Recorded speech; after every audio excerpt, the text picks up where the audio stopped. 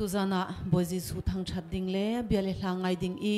hikai arami vial te bozi su min thiangin nan kut kan tlai than ri na hika Malaysia ram hikan thei chiao bantukin rian chuan nakram asi rian chuana nan buai tukna nan tha aba tukna chan long zong nan nei na lo ti hikan in thei piak na chuliawa titluk I boy pa nan du le amin thiang thang chat le abiale hla nan du I abiak nak in nan van fu I in khat te nan van ipum ton kan mu hin kan ma jong tha jang tam pinan kan pek pina kan boy ji su jong khi alung alom tu kola ti hi kan zum me se kan thacham nak le at thong tha kan ngai mi le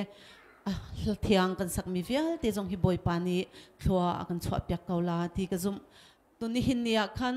secretary pani khan kan khri fa bu hi mizo hla te jong hi kan war ngai atile mizo hla ngai kha andu pa sin ka thei churawanga chun mizo hla in boy pa ka van thang that lai I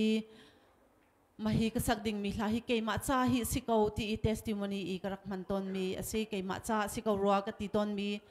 lele lunga hlan khan boy ji su ni aka ngal chang asina in keima pum sadu nak le vulei chung min than ka du nak ruang na a boy pa du ningzul lawin keima pum sa min than nak na du in lam karakal ton asina in boy ji su vai lam thon nak ni chun nun thar aga pek chang ti mi hla asilai I mi zo hla in boy pa kan van thang that lai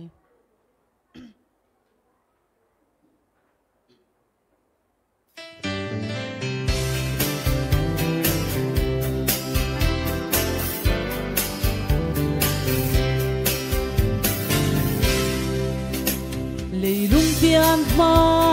ata to ha lalpan min lo sheta ma se ka du zong anung in bom sip ka lo bola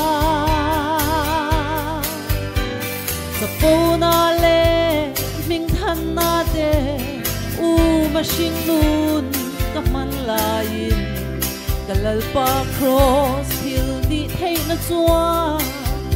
nun thar min lo peta hallelujah kalal cross nu kangai sang ber hill dang zong ai cross dai him thoa ya min chol tirin dam nakim kampu Silaw na le, silaw na te Filfam ki mamin, kuwan sa kwangin Joy sang tu kalal cross Swangin kakal zeldo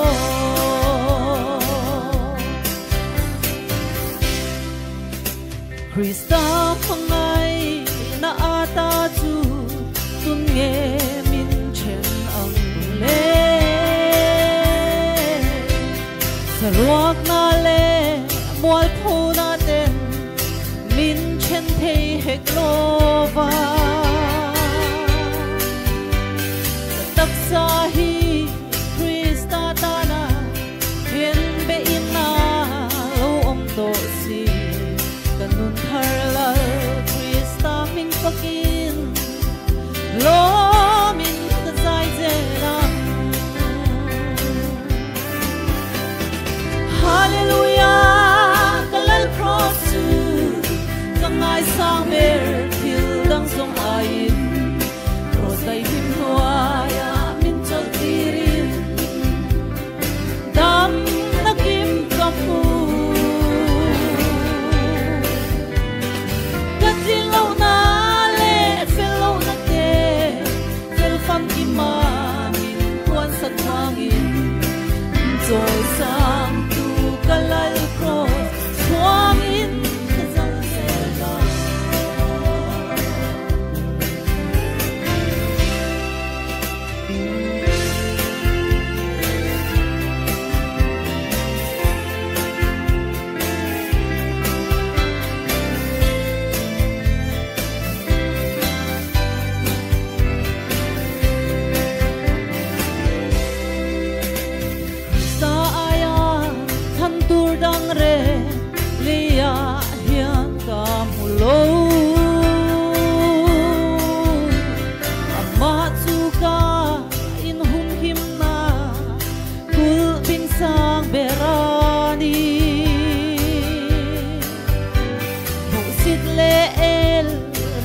kara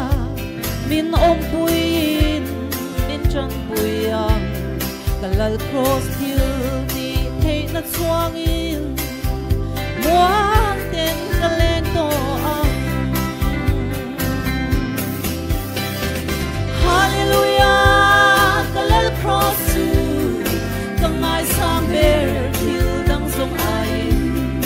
cross ai dim noya min chol tirin dam nakim kamu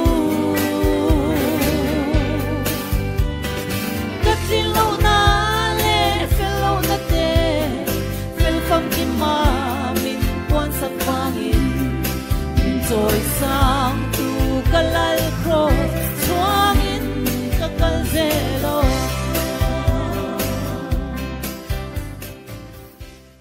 boy pani lathiang kan di lak cha a bong mal kan som pyak se